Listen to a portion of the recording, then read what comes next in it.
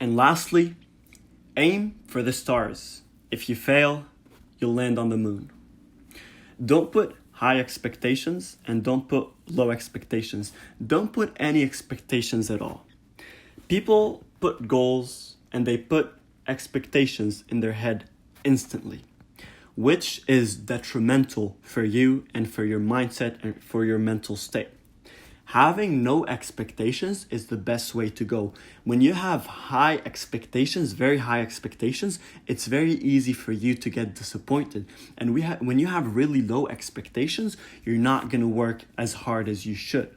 But when you have no expectations at all and you have a SMART goal that you need to follow and that you know that this SMART goal will get you to where you want to get, without having any kind of expectations, you will get there even before you realize it.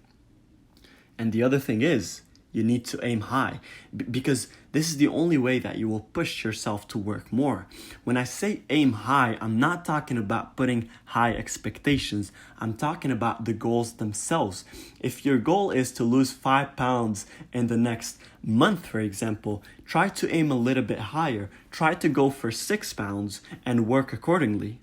So this way, you will try harder because your goal right now is bigger and you might end up losing even more than 6 pounds.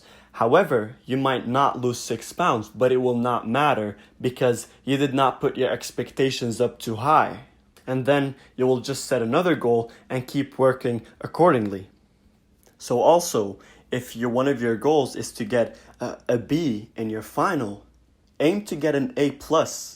Even if you get a B without putting high expectations, you'll be satisfied.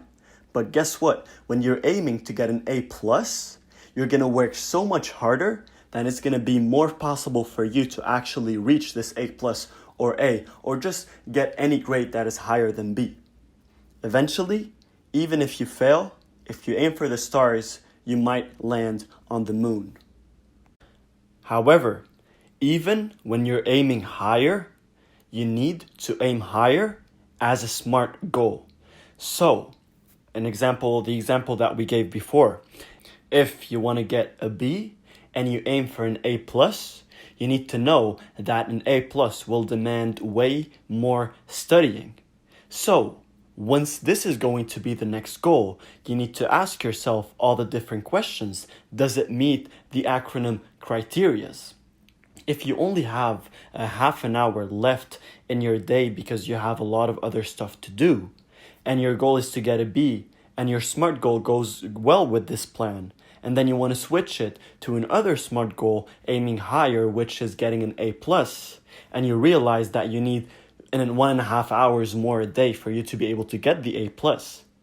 Choosing this plan, despite knowing that it is not attainable because you don't have the time a day to do it, you are not just going to affect this goal itself, but you might also, and you will affect other goals because you'll be taking time from something else. As we said, goals is basically you sacrificing your time to do something else, sacrificing whatever you had to do at this time to do something else, which is your goal. So, before you aim high, even if you have a lot of motivation and a lot of drive, you need to be smart about it. That's why it's called SMART goal. Having this motivation and feeling these emotions inside of you is something amazing. It's beautiful, and it can give you a lot of boost and a lot of motivation, and it will push you beyond your boundaries, beyond what you really think are your limits. But even when that happens, sit down and relax and think about it. Is it a SMART goal? Is it specific, measurable, attainable, realistic? And is there a time frame? If this is the case, then it's a go. Then aiming higher would be better. That means you will be improving your goals and not just setting yourself to your limits. So again, set SMART goals and then try to aim higher.